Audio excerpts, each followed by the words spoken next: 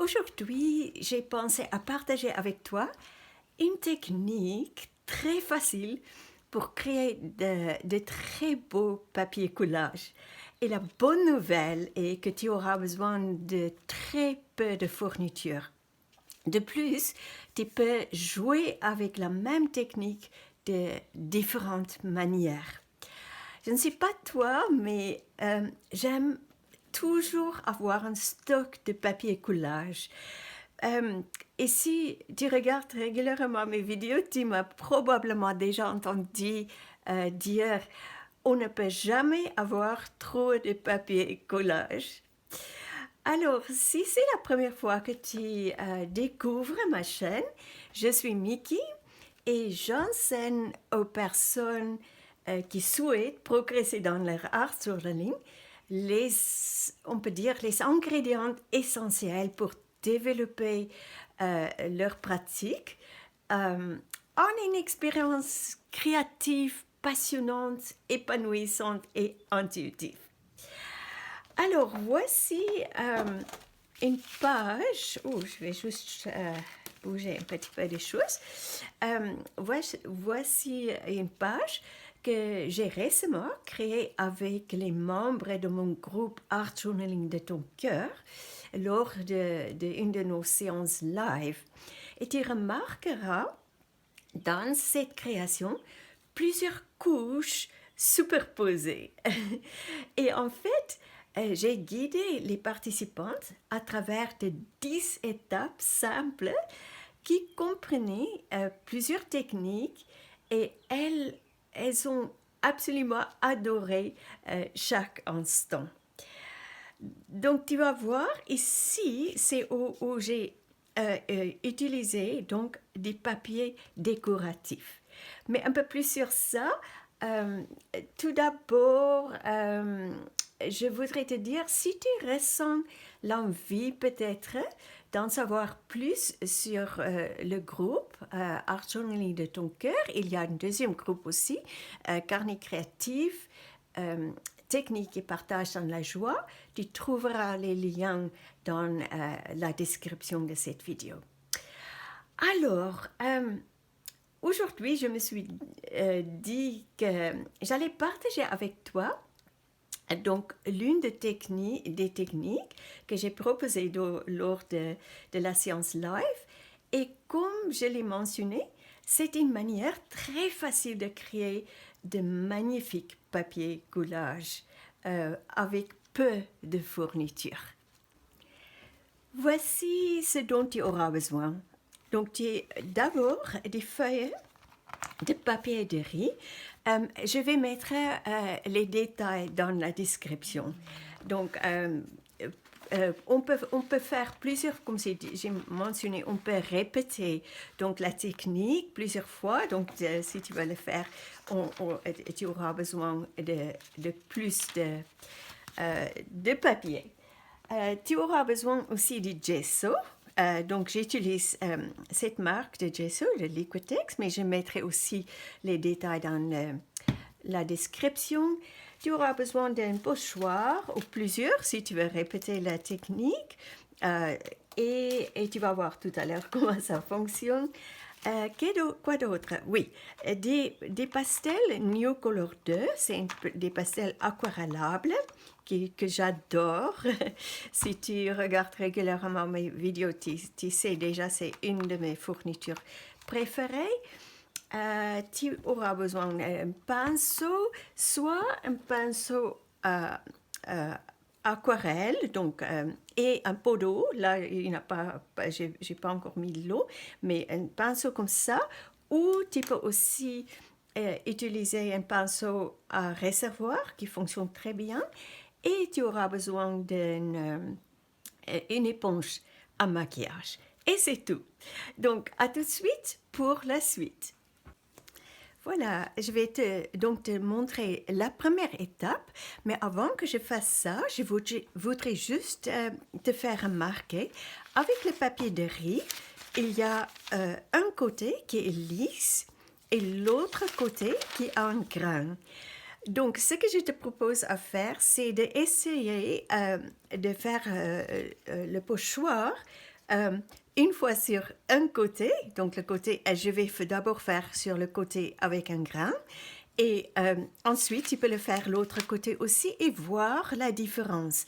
C'est ça qui est important dans la créativité, c'est d'être curieuse et de ne pas hésiter d'expérimenter. Ça, c'est très important. Alors, pour cette première étape, c'est très facile. Je vais juste prendre le gesso et je vais mettre un peu de gesso sur ma palette, comme ça. Et donc ici, j'ai mon éponge à maquillage et je vais poser le tampon n'importe où, pas le tampon, excuse-moi, le pochoir, et je vais commencer à faire le pochoir. Donc je tape un petit peu dans le gesso et je tape à côté aussi pour enlever un peu on peut dire peinture, et que ça ne soit pas trop épais.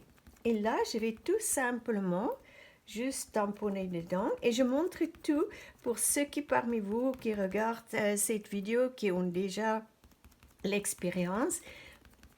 Vous connaissez déjà ce qu'il faut faire, mais pour les débutants qui regardent, c'est très simple, cette technique,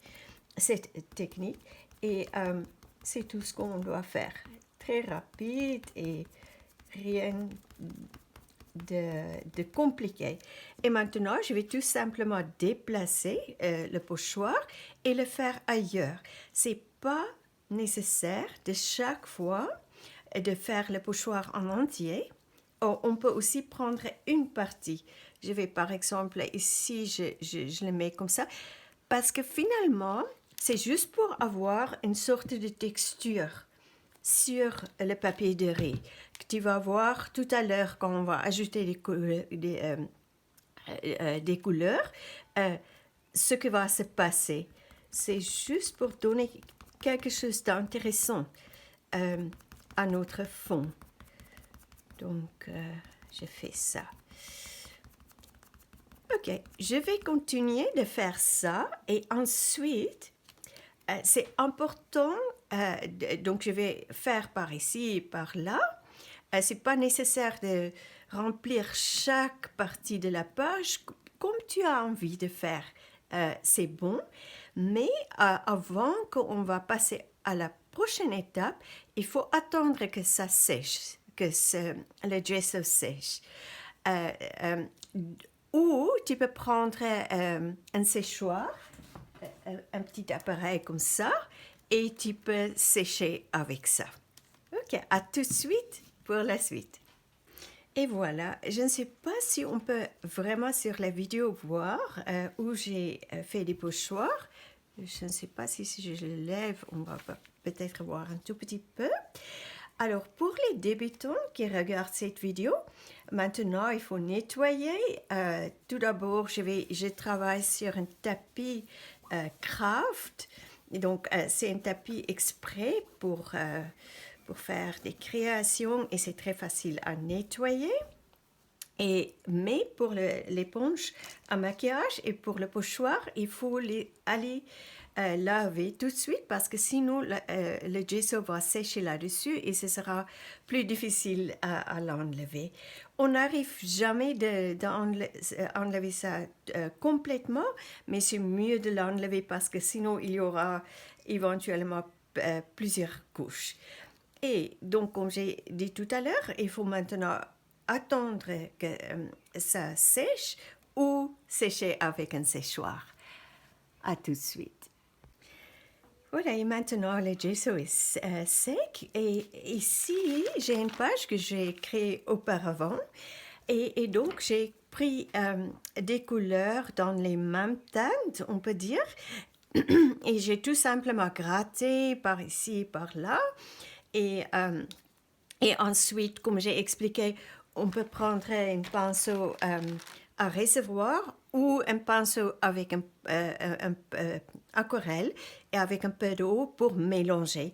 Mais en route, je vais peut-être te montrer aussi d'autres manières parce que ça dépend combien de couleurs on met sur la page ou sur la feuille.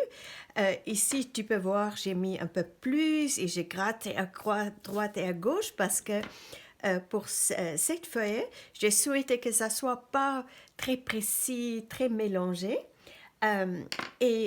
Donc, tu vas voir, on peut vraiment jouer, on peut créer, on peut avoir plusieurs résultats.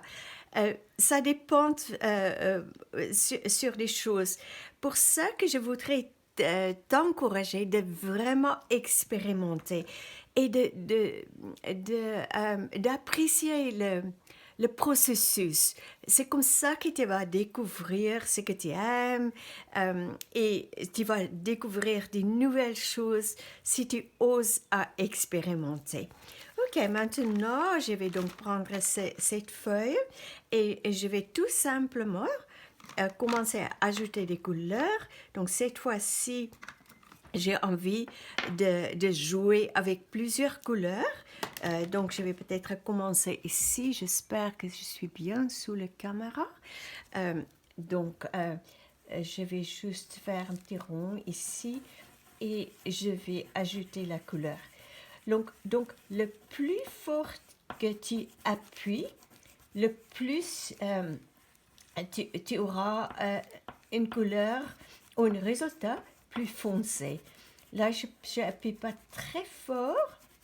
Et le fait que j'ai pris cette couleur, je vais le mettre ailleurs parce qu'il faut se rendre compte, avec des papiers décoratifs ou des papiers collage, on va les déchirer pour intégrer dans nos créations. Donc, ça n'a pas d'importance où tu mets des couleurs. C'est juste pour jouer. Donc, j'ai envie de faire aussi un cercle ici. Donc, je gratte. Et si tu veux, comme j'ai fait sur cette feuille, appuyer un peu plus fort sur certains endroits, c'est aussi possible. Comme ça, que tu auras plusieurs rendus différents. Je fais comme ça. Donc, je vais juste te montrer, peut-être dans un endroit, je vais le faire ici. Maintenant, j'ai envie de commencer à ajouter d'autres couleurs. Je ne sais pas, je vois dans mon imagination un jaune ici. Donc, je vais tout simplement faire ça. Parce que le fait qu'on va ajouter l'eau, ça veut dire on va étaler la couleur. Ok, et je vais peut-être faire un autre. J'ai vu une autre couleur qui m'a tiré. Donc, ça, c'était un... je ne vais pas chaque fois dire le nom, mais ça, c'est un violet pourpre. Et ça, je me rappelle plus, c'est un pourpre. Donc, je vais aller autour. Et là, tu vois, je le fais très librement. Parce qu'on a chaque fois, ça dépend de comment on ajoute la couleur. Le résultat dépend de ça. Et chaque fois, c'est ça, différent. Il n'y a pas une manière correcte ou pas correcte à faire. Et l'angle, je me trouve à l'angle un peu inconfortable parce que j'essaie d'éviter de mettre ma tête sous la caméra. Donc, c'est un peu compliqué. Voilà. Et je vais déjà commencer à mélanger ça juste pour te montrer comment faire. Et ensuite, je vais continuer à ajouter des couleurs. Et moi, j'aime beaucoup d'ajouter les couleurs partout. Donc, je prends mon petit pinceau à recevoir. Je préfère celui qui est un peu avec une pointe fine. Je ne sais pas, je suis habituée à ça. Oui, celui-ci.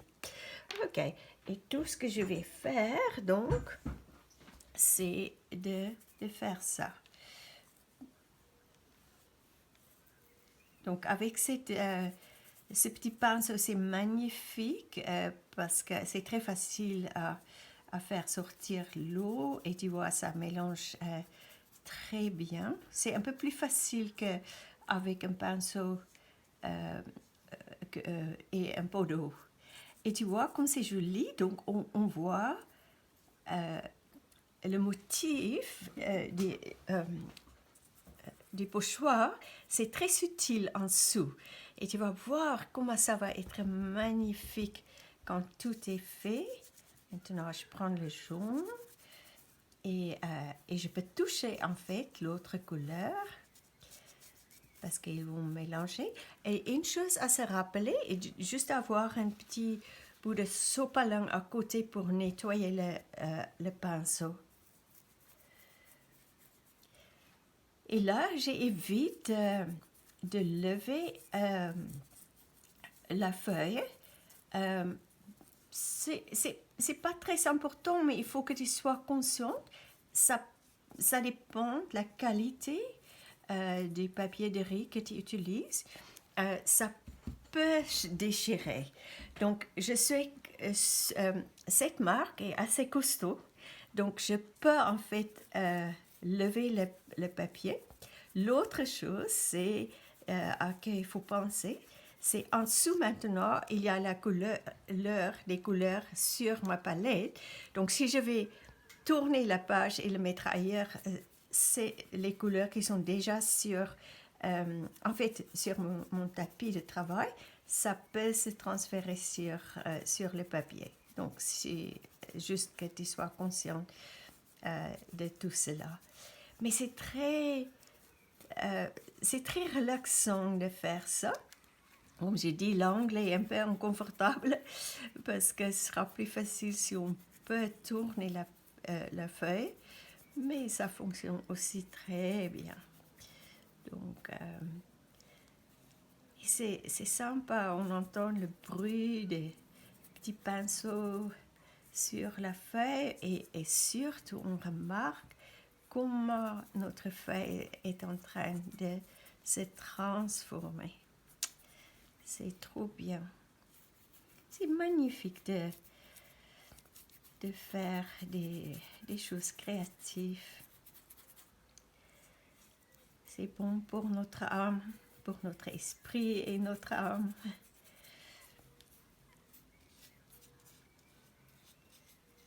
Voilà. Donc, je pense que tu as compris ce qu'il faut faire.